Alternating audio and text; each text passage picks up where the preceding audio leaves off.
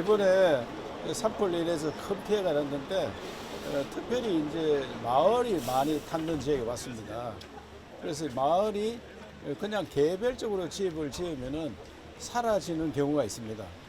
울진 산불의 경우에는 집을 짓도록 조치를 해줬는데도 불구하고 현재 반도 안 지었습니다.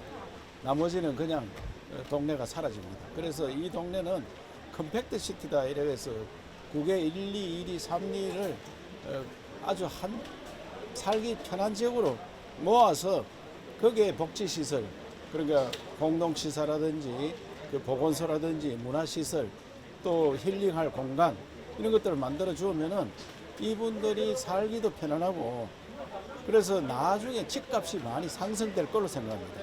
우리 자체적으로 이것을 개발하면은 집값도 많이 상승하고 이분들이 걱정하는 것은 저 국외 2리, 3리에 사는 분들이 농사를 어떻게 짓느냐 이게 걱정이 많은데 농사는 그 영순마을 그 공동영농한테로 해서 공동영농을 하면은 직접 농사를 안 지어도 2배 소득을 올릴 수 있다. 오늘 이런 것들을 설명을 드리고 집 짓는데도 자체적으로 부담이 거의 없는 형태로 만들어 드리겠다. 왜 정부와 도와 군에서 지원해주고 기본 인프라를 깔아주면은 또 설계비도 우리가 좀 지원해주고 자재도 공동으로 구매하면 싸게 할 수 있습니다. 보통 집을 지으면 평당 한 800만 원 드는데 여기는 그런 식으로 하면 600만 원 미만 들기 때문에 20평짜리 집을 지으면 1억 2천만 원 정도 드는데 1억 원 이상은 우리가 지원을 해주기 때문에 공동주택을 지어서 사라지는 마을을 살아나는 마을로 만들겠다 하는 것이 오늘 뜻인데 제일 관건은 주민들이 동의를 해줘야 되는데 오늘 설명을 드려보고 주민 동의를 받을 수 있을는지 그 전에 제가 1차로 설명을 한번 드렸습니다. 개별로 만나서 설명드려서 이렇게 좋은 방안이 있으니까 한번 들어보자 이래서 오늘 왔습니다. 아까 주민동의 말씀도 주셨는데 사실 좀 이렇게 반대하시는 주민들이 꽤 있습니다. 제가 말씀 들어보니까 뭐 이게 조상 대대로 살아온 터를 버릴 수 없다, 뭐 그다음에 텃밭도 갈아야 된다 이런 말씀하시는 분들도 있던데 그런 부분에 대해서 좀 어떤 대책이 있으신지 그래서 지난번에도 내가 50년 살던 지역을 어떻게 옮겨가느냐 이게 가장 문제가 많습니다. 그러나 이제 산 밑에 있는 집을 거기에 지어봐야 또 산불이 날 가능성도 있고 또 다른 산사태도 우려되고 또 공동생활을 해야지 시골이 사라지지 않습니다.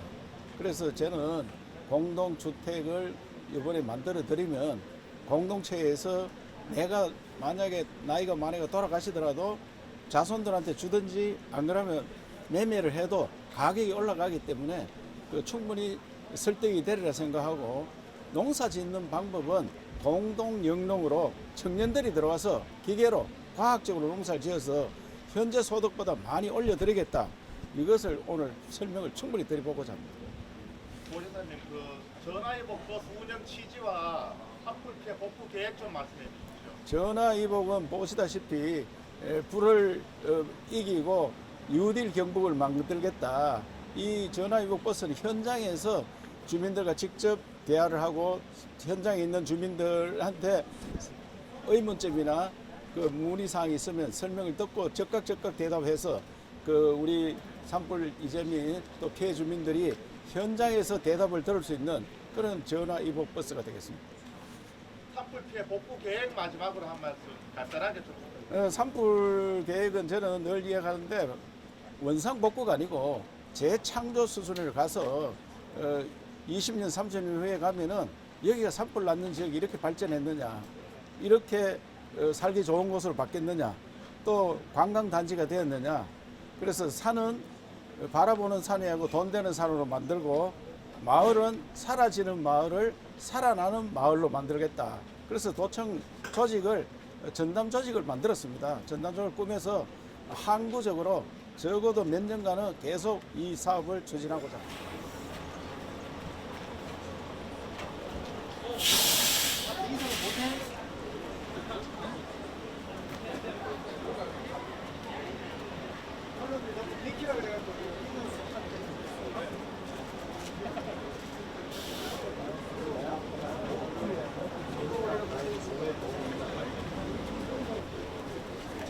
산불로 10만 헥타르 탔어요. 그러니까 이 며칠 동안 태운 것이 우리나라 25년 동안 태웠는데 두 번이 태웠어. 계속 이어질 거 아니냐. 이상기후를 해서. 그래서 이번에 불 끄는 장비를 완전히 바꿔야 된다. 지금 우리가 늘 다른 동네 가서 어떻게 사느냐. 이게 이제 걱정 많이 다니는데, 그래, 안 옮기던 분들은 굉장히 걱정을 합니다. 그럼 어쨌든 농사는 어떻게 할래? 농사. 있고, 내 땅은 내 이름으로 그대로 있고, 농사 지어가지고, 가만히 있으면 농사 지어가지고 갖다 줍니다. 그래가지고, 1,000원씩 계약하더라고요, 1,000원. 임금도 빌려주면, 농사 짓는 거 다 농민부 장난이 하더라고요. 그래서 그 농사, 밥도 자기가 해먹지 말고, 그냥 밥 해주는 사람 딱 우리가 모셔가지고, 뭐 1년 내지 돼지가 아니고 농밭 전답을 쳐서 그래 한번 해보도록 하겠습니다. 아시겠습니까? 네. 먼저 앞에서 불이 어디로 가나 이렇게 지켜보시다가 됐습니다. 이제 그 동안에 여러분 아시는 같이 우리 장기금 집행에 대해서는 차분하게 해나가도록 하겠습니다. 지사님 말씀해 주시고 또 같이 소통하면서 해나가도록 합시다. 다시 한번 수 있고 마을 재건에 최선을 다하겠다는 말씀을 드리면서 마을을 하나로 통합하는 그 안을 가지고 작성을 했습니다. 그리고 한동이 전소가 되었습니다. 피해 금액은 사유시설하고 공공시설하고 포함해서 높아질 겁니다. 그리고 산불로 보면은 통해서 농촌 생활을 하고 싶다, 그런 생활을 하고 싶다, 이런 분들이 57%입니다. 아마 학교 한 동 있는 것도 보면 한 21만 다 졸립거립니다. 단가도 모듈러다 보면은 PC 모듈러가 되게 강합니다.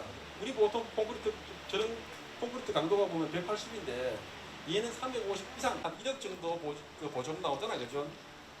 고급이 나오면은. 그리고 모듈러 주택은 이거를 이렇게 놓을 수도 있고 위로 올려놓을 수도 있고 또 달팽이 힘들어하셨던 주거시설은 어떻게 했는지 철거와 폐기물 처리 그리고 나의 일터로 가게 해다오 그리고 철거를 해서 그리고 위험을 안전하게 해다오라는 요구가 있었습니다. 여기에 따라서 적응은 적지만 저들이 빨리 일상으로 돌아가는 의미 불가능한 데는 300만 원 영업 가능한 사업이 대단히 지원했습니다. 의성 군수님 원망을 많이 합니다. 왜 프로 일찍까지 늦게 원망을 많이 한다는데 오늘 제가 말씀드리고 싶은 것은 이제 이런 식으로 그냥 집을 돈을 나눠줘가지고 집재라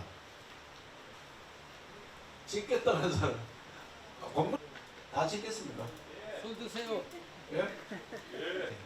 내가 나이가 90인데 집 짓다 죽을 판인데 무슨 집을 짓느냐 된다는데 그러면 땅값은 어떻게 되나? 이 위쪽 왔을 때 보면 개인적으로 부담할 비용이 260만 원, 그러니까 원지 가격에 택지를 받습니다. 현재 가격을 해서 도에서 사드려야 돼. 왜 앞으로? 아침에 일찍 일어납니다만 저는 새벽 5시 되면 일어납니다. 공사 현장에 인부들이 6시 한 40분에서 7시 되면 다 돌아. 좋은데 그럼에도 불구하고 우리 어르신들이 왜 거기에 대해서 적극 공감을 못하실까에 대한 고민입니다.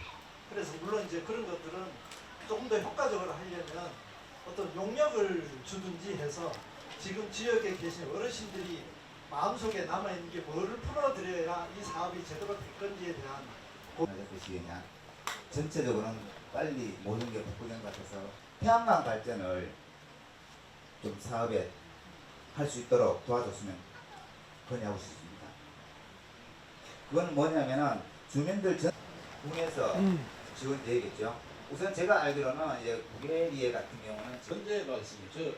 저따가 삼각가가 스마트팜을 만들고 거기에 태양광 또 풍력 이런 걸 세워서 주민 소득으로 가도록 그렇게 준비를 하고 있다는 말씀을 하고 다른 차원에서 할 수 있도록 도와드리겠습니다.